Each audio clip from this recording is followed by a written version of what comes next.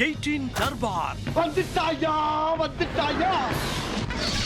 வணக்கம் மக்களே, இது நியூஸ் 18 தர்பார். நம்ம தர்பார்ல வழக்கம் போல உங்களுக்கான விஷயங்கள் ஏகப்பட்டது குமிஞ்சு கிடக்கு. இருந்தாலும் ஒண்ணா தான் பார்க்க போறோம். வாங்க நிகழ்ச்சிக்குள்ள சர்ன்னு போவோம். வருங்கால முதல்வரே வாங்க அப்படின்னு சொன்ன உடனே அரண்டு போனார்லாம் நம்ம நயினார் நாகேந்திர ஐயா.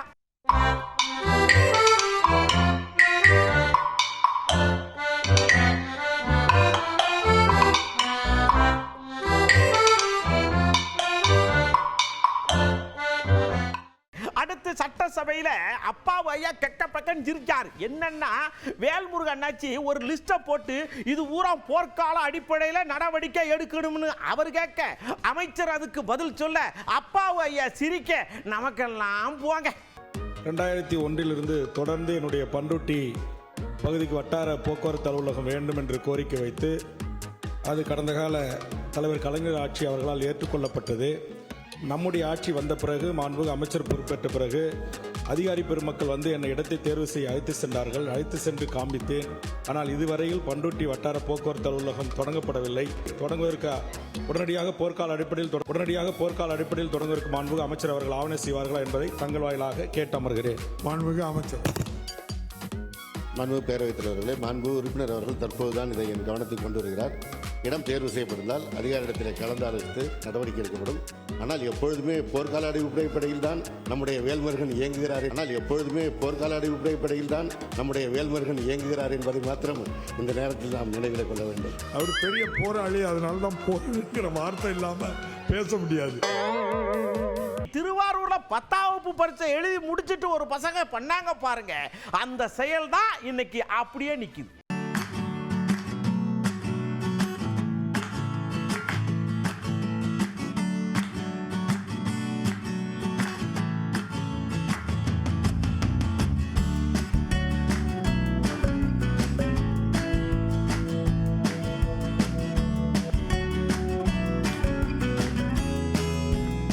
நீங்க உங்க புள்ளக்காட சேர்த்தா மட்டும் போதும், அவங்க ஆளாக்கி அப்படியே அரசனாக்க வேண்டிய பொறுப்பு எங்களை சார்ந்ததுன்னு வாத்தியார்கள்லாம் புள்ளக்காடுகளுக்கு பரிவட்டம் கட்டி அவங்கள ஆரத்தி எடுத்து 1ஆம் வகுப்புக்கு கூட்டு போறதுக்கே இவ்வளவு, நம்மளெல்லாம் இப்படி கூட்டு போகவே இல்லை.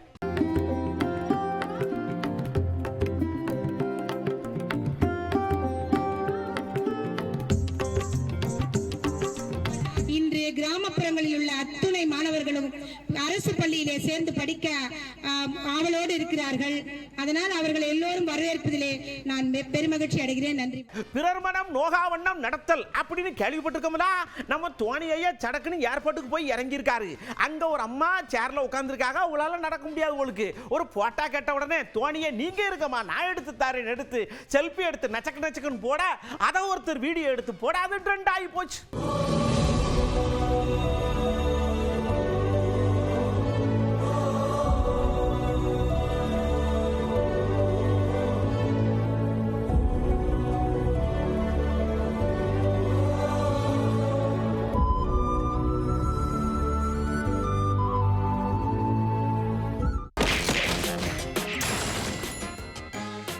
கார்த்தி சிதம்பரம் ஐயா கொஞ்சம் கோபமா உட்கார்ந்த மாதிரி உட்கார்ந்துருக்காரு. என்ன விஷயம் அப்படின்னு கேட்டான். இந்த வேண்டா வெறுப்பா இருக்கிறவங்கள மல்லு கட்டி கல்யாணம் பண்ணி வச்சா எப்படி இருக்குமோ அப்படித்தான் இந்த பாசகவும் அதிமுகவும் சேர்ந்துருக்காங்கன்னு ஒரு குண்டை தூக்கி போட்டாரலாம்.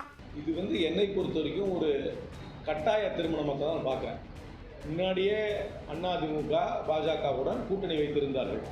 அவர்களோடு கூட்டணி வைத்திருந்ததால் சிறுபான்மை மக்கள் மட்டுமல்ல, தமிழ் உணர்வு உடையவர்கள் தமிழ்நாட்டில் பெரும்பாலானோர் அண்ணா திராவிட முன்னேற்ற கழகத்தை ஏற்றுக்கொள்ளவில்லை. அது மட்டுமல்லாமல் அவர்களுடைய அடிமட்டு தொண்டர்களும் அந்த கூட்டணியை ஏற்றுக்கொள்ளவில்லை என்ற காரணத்துக்காக தான் ஒரு தேர்தலில் பிரிந்தார்கள். உடனே பக்கத்தில் ஒரு ஐயா, ஆமா எனக்கும் தெரியுமுடா, இவங்க கூப்பிட்டு மிரட்டியிருக்காங்க, அதனாலதான் அவங்க கூட்டு சேர்ந்திருக்காங்கன்னு சொன்னாரு. சொன்னது யாருன்னு பாருங்க.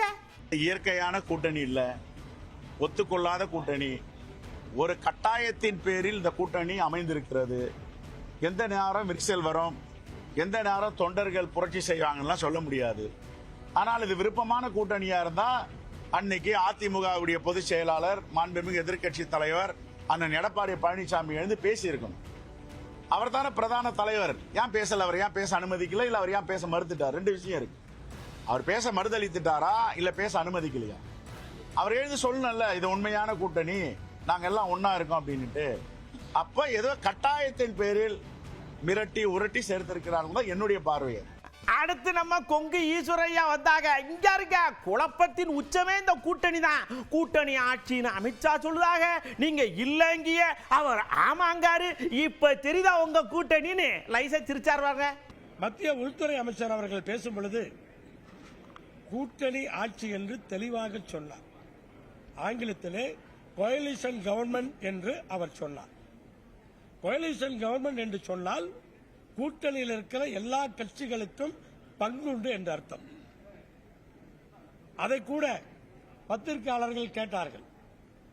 பாரதிய ஜனதா கட்சியினுடைய வெற்றி பெறுகின்ற எம்எல்ஏக்கள் மந்திரி ஆவார்களா என்று கூட கேட்டார்கள். அதுவெல்லாம் தேர்தலுக்கு பிறகு யாரை மந்திரியாக்குவது என்று பேசிக் கொள்வோம் என்று அங்கே பதில் சொன்னார். இப்படிப்பட்ட சூழலிலே அதிமுகவுடைய பொதுச் செயலாளர் இபிஎஸ் அவர்கள் நேற்று பேட்டி கொடுக்கிறார். ஆட்சியில் யாருக்கும் பங்கு கிடையாது. இப்ப எவ்வளவு முரண்களை ஒரு வார காலத்திற்குள்ளாக நான் பட்டியலிட்டு விட்டேன். இப்படிப்பட்ட முரண்களோடு ஓராண்டு காலம் அவர்கள் செல்ல வேண்டும். அதிமுகவுக்கு ஏன் இவ்வளவு அவசரம் என்று தெரியவில்லை. இவ்வளவு அவசரப்பட்டு கூட்டணி அமைக்க வேண்டிய அவசியம் கிடையாது. நம்ம நயினார் நாகேந்திர ஐயா செய்தியாளர்கள் பார்த்தோன்னே யாரும் கேட்க வேணாம், உங்க எண்ணம் எனக்கு தெரியுது. இபிஎஸ் ஐயாவும் அமித்ஷா ஐயாவும் உட்காந்து விழா வாரியா பேசி முடிவு பண்ணிட்டாங்க, போங்கன்ட்டார். நீங்க கேட்க வேண்டாம். இந்த விவேக் சினிமா மாதிரி உங்க மனசுல என்ன இருக்குன்னு எனக்கு தெரியும். அதனால அந்த மாதிரி வேலைக்கெல்லாம் அவங்களுக்கு இடம் கொடுக்காம எங்களுடைய உள்துறை அமைச்சர் அமித்ஷா அவர்கள், எங்களுடைய கூட்டணி கட்சியுடைய தலைமை அண்ணன் இபிஎஸ் அவர்கள் என்ன பேசிக் கொள்கிறார்களோ, என்ன முடிவு எடுக்கிறார்களோ அது நடக்கும். என்னை பொறுத்த மட்டிலும் திமுக ஆட்சி மக்கள் விரோத ஆட்சியாக நான் கருதுகிறேன். ஆகவே மக்கள் நலன் கருதி, தமிழகம் மக்களுடைய நலன் கருதி மது போதை பழக்கத்திலிருந்து விடுவிக்கணும், சொத்து வரி மின்சார வரி உயர்வை கட்டுப்படுத்தும், மக்கள் நலன் சார்ந்த பிரச்சனைகளுக்காக வர வேண்டும், எல்லோரும் வர வேண்டும் என்று என்னுடைய விருப்பம். இப்படி நாம பேசிட்டு இருக்கும்போது எனக்கு போன் வந்துச்சு டெல்லியில இருந்து. வில்சன் ஐயா வழக்கறிஞர் இருக்காரா, போன் பண்ணி இந்த வக்ஃபு சட்ட திருத்தத்தை பத்தி நீங்க எந்த கவலையும் வேணா, கோர்ட் ஒரு வாரத்துக்கு நிறுத்தி வச்சிருக்கு, டோன்ட் வரி பி ஹாப்பி அப்படின்ட்டாரலாம்.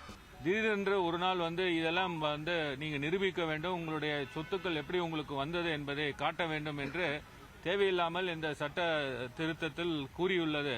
நிச்சயமாக இஸ்லாமியர் மற்றும் இஸ்லாமியருடைய அடிப்படை உரிமைக்கு பாதிப்புள்ளதாக இருப்பது என்பது நீதிமன்றத்தில் நாங்கள் தெரிவித்திருந்தோம்.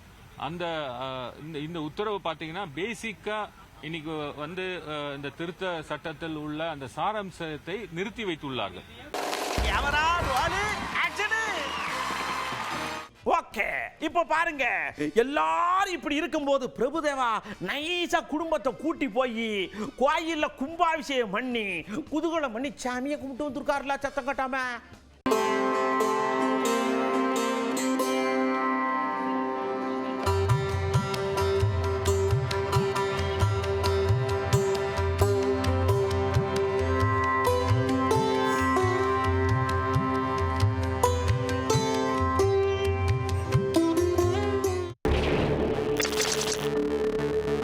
பாருங்க, நல்லா குடும்பம் நடத்திட்டு இருக்கிற ஒரு கணவன் மனைவிக்கு இடையில ஒரு சின்ன விரிசல் இருந்தா அது எந்த அளவுக்கு இருக்குங்கிறது இதுக்கு ஒரு உதாரணம். ஒரு அம்மாவுக்கு திருமணத்தை மீறிய உறவு ஒரு தம்பியோட இருந்திருக்கு. அந்த கண்டிச்ச கணவரை சட்டுன்னு என்ன பண்ணிட்டாங்க, போட்டாங்க. பாம்பு கடிச்சு செத்து விட்டாருன்னு வேற சொல்லியிருக்காங்க. ஆனா கண்டுபிடிச்சிருக்கிறாங்க. தயவு செஞ்சு திருமணத்தை மீறிய உறவுல யாரும் இறங்காதீங்க. அது ஆணா இருந்தாலும் சரி, பெண்ணா இருந்தாலும் சரி.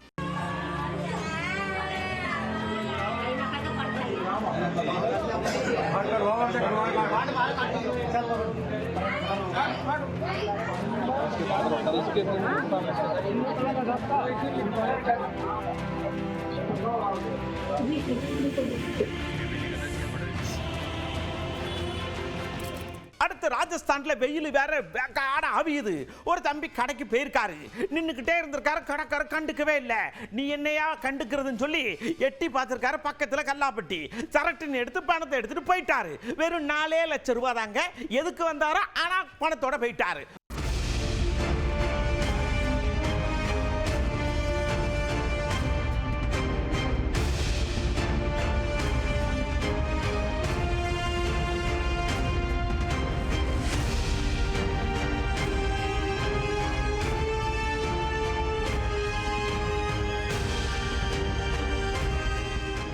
அது தப்புன்னு சொல்லுவோம்.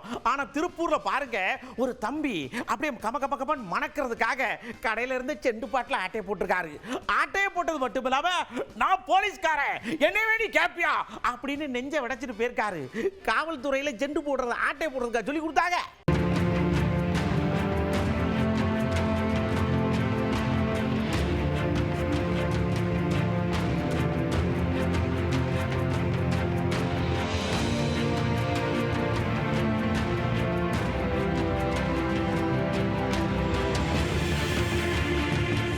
அடுத்து பாருங்க, அருப்புக்கோட்டையில பூக்குழி இறங்குறாங்க. அது பூக்குழி இல்லைங்க, தீக்குழி. அதை கொஞ்சம் கவனமா கையாளுங்க. பக்தி இருக்க வேண்டியதான், கண்ணா பின்னான்னு உள்ள விழுகிற அளவுக்கு இருக்கக்கூடாது. நல்லா இருப்பிய, தயவு செஞ்சு கொஞ்சம் நிதானமா பண்ணுங்க.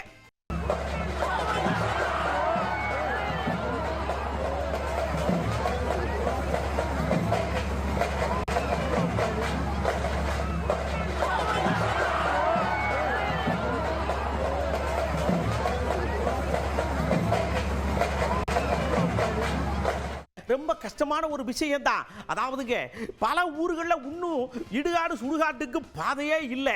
வயக்காட்டு வழி கொண்டு போறாங்க. அதுவும் விளைஞ்சிருக்கிற கருதுக்கு நடுவில் போறாங்க. கஷ்டமா இருக்கும் இல்லையா? பார்த்துக்கிட்டு இருக்க அரசு சடக்குன்னு ஒரு பாதையை போட்டு விடுங்களேன்.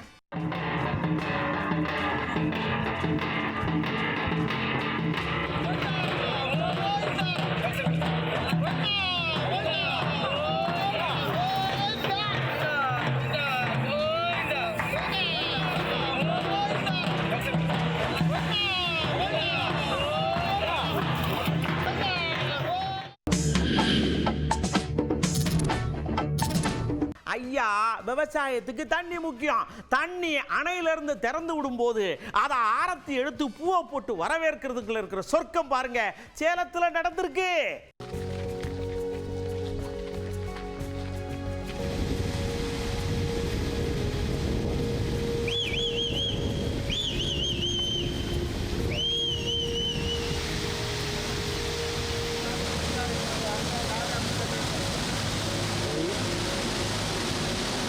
இந்த அதிதீஸ்வரர் கோயில் வாணியம்பாடிக்கிட்ட ஒரு கோயில் இருக்கான்.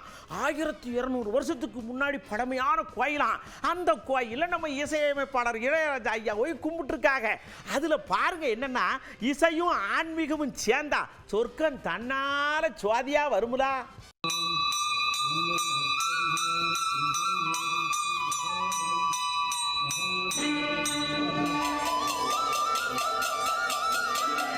பார்த்த விஷயங்கள்லாம் சூப்பரா இருந்துச்சா? தயவு செஞ்சு இந்த செல்போனை இப்படி காதில் வச்சுக்கிட்டு வண்டியை டர்ன்னு ஓட்டாதியே. பொம்பளை பிள்ளைய இருந்து ஆம்பளை பிள்ளைக்கு எல்லாம் இப்படி தான் ஓட்டுதியே. அதை விட கொடுமை டைப் வேற பண்றியே. பயமா இருக்கியா பின்னாடி வர்ற எங்களுக்கு? நல்லா இருப்பியா அந்த மாதிரி வண்டி ஓட்டாதியே, சரியா? ஓகே, அன்போடு விடைபெற்றுக் கொள்வது உங்கள் அன்பு நண்பன்களில். வணக்கம் மக்களே. 18 தர்பார் வந்துட்டாயா.